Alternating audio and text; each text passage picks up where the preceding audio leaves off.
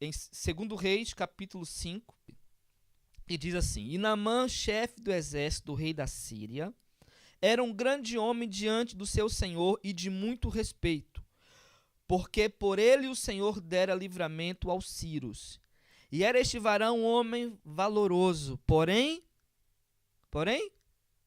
leproso. Sim ou não? Amém. Estão acompanhando, né? Porém leproso. E saíram tropas da Síria e da terra de Israel, levaram presa uma menina que ficou ao serviço da mulher de Naamã. E disse esta à sua senhora: Tomara que o meu senhor estivesse diante do profeta que está em Samaria, ele o restauraria da sua lepra. Então entrou Naamã e o notificou a seu senhor, dizendo: Assim e assim falou a menina que é da terra de Israel. Então disse o rei da Síria: Vai, anda, e enviarei uma carta ao rei de Israel. E foi e tomou na sua mão 10 talentos de prata e 6.000 siclos de ouro. Nossa, era muita coisa, hein? E 10 mudas de vestes.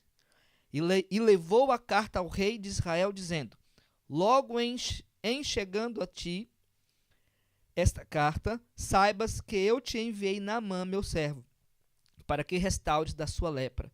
E sucedeu que, lendo o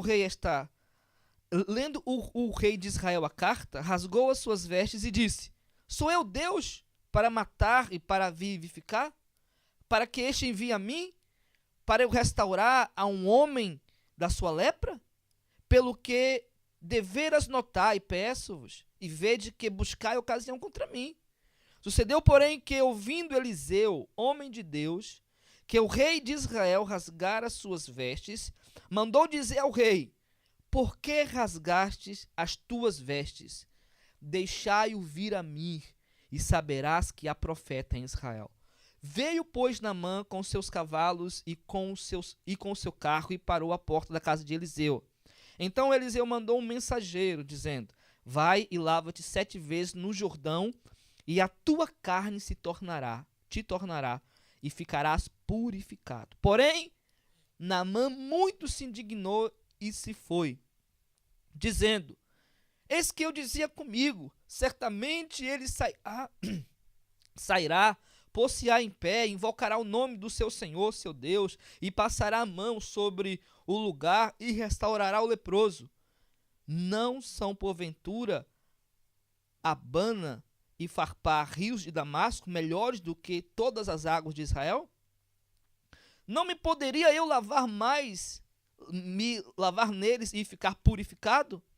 E voltou-se e foi-se com indignação. Então chegaram-se a ele os seus servos e lhe falaram, e disseram: Meu pai, se o profeta te disser alguma coisa grande, porventura não a farias? Quanto mais dizendo-te ele: Lava-te e ficarás purificado. Então desceu e mergulhou no Jordão 7 vezes, conforme a palavra do homem de Deus, e a sua carne tornou como a carne de um menino, e ficou purificado. Amém. Eu quero mandar um grande abraço ao pessoal do YouTube, que vai para o YouTube, que vai estar ouvindo essa mensagem. Que Deus abençoe você grandemente pelos olhos da fé. Já vejo você sendo abençoado, em nome de Jesus Cristo. Que é: grandes aflições e provações geram grandes oportunidades. Grandes aflições e provações geram grandes oportunidades. Às vezes não as enxergamos, principalmente quando temos os nossos olhos focados nos problemas, nas provações, nas tribulações. Quando os nossos olhos estão focados muito em alguma adversidade, alguma aflição, em algum problema, nós não conseguimos ver as oportunidades que Deus gera através dessas situações. E muitas vezes categorizamos oportunidades apenas quando recebemos algum benefício. Agora, Deus, Ele quer que nós enxergamos as oportunidades em todas as situações e não apenas quando recebemos o benefício. A vontade de Deus é que nós consigamos enxergar a oportunidade antes de receber o benefício. Porque ela é um processo. Quem está entendendo? Amém?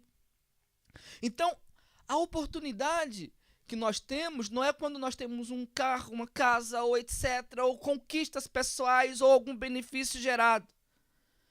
São situações e processos que o próprio Deus nos permite passar para gerar em nós a semelhança de Cristo. Então, eu quero te dizer algo. Quando nós focamos muito num determinado assunto, num determinado problema, numa determinada dificuldade, numa determinada aflição, estamos lá sufocados nisso, nós jamais vamos encará-lo como uma grande oportunidade. Que oportunidade é? A primeira grande oportunidade é que Deus nos permite ser semelhantes a Jesus, a nos parecer com Jesus.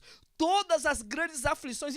Então, pastor, quer dizer que todas as aflições que eu passo são grandes oportunidades de me parecer com Jesus? Sim. São grandes oportunidades de glorificar o nome de Jesus? Sim. São grandes oportunidades de ter experiências e viver o sobrenatural com Deus? Sim.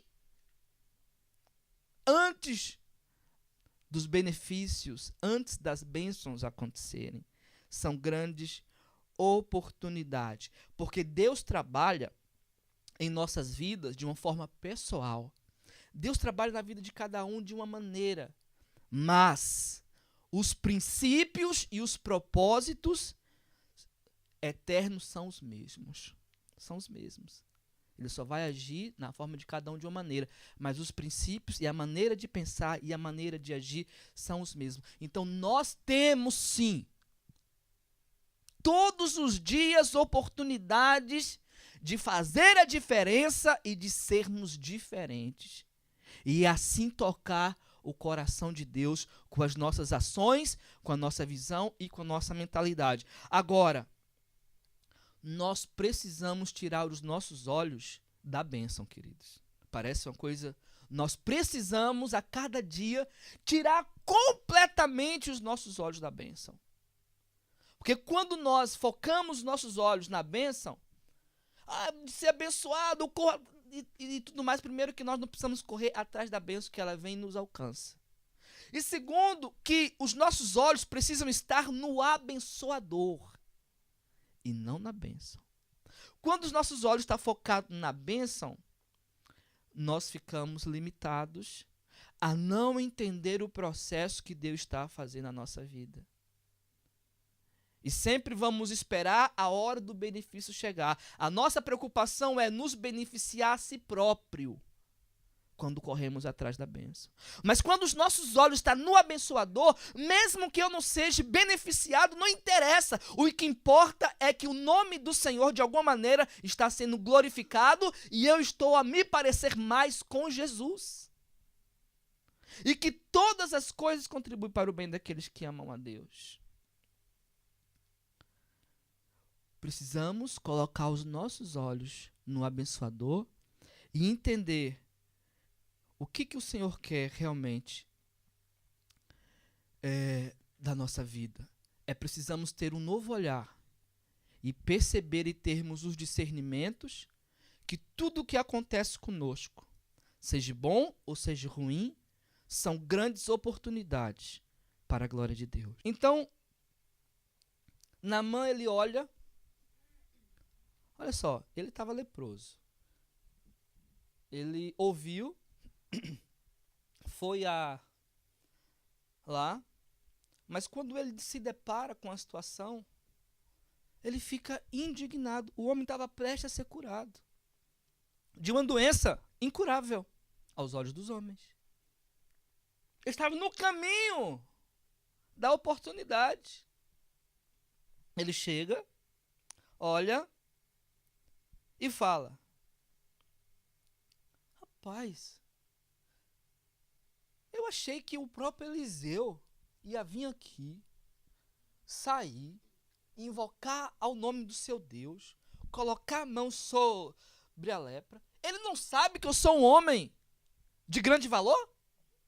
Ele não sabe que eu sou um homem de posse? Um homem importante? Ele não sabe disso? Que absurdo! Que afronta! Mandar um criado vir aqui, me dar um recado. Eu sou homem de recado? Eu é que dou recado.